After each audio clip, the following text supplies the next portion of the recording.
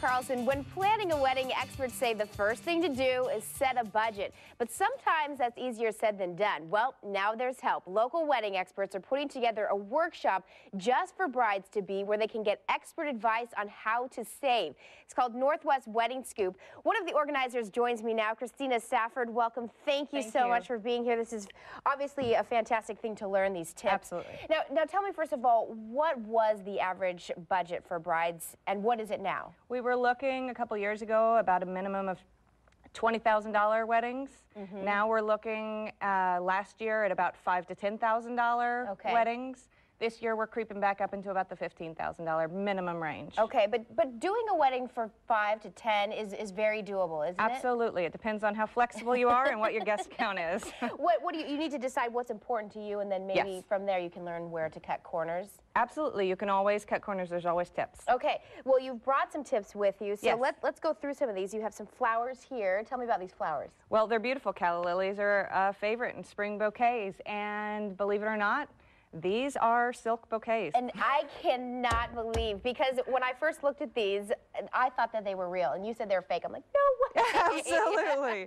And these are brought to us by Daydream Silk Flowers. Okay, so how much money are you going to save by having fake flowers? They're about a third of the cost through Daydreams that you would pay for real flowers. And real flowers are expensive, so if you can cut costs there, that's huge.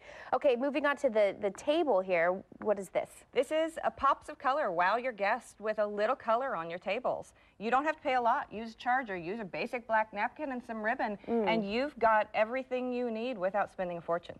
I love that. Now, invitations, this is, I think, where you could save a lot of money, because the people that receive your invitation, they're probably just going to throw it away anyway, so it doesn't really matter if it's like got all the bells and whistles. So what do you have These are less expensive than do-it-yourself invitations. Front and back invitations, all sorts of different fun colors. They're green, and they're going to cost you 89 cents to about $1.60.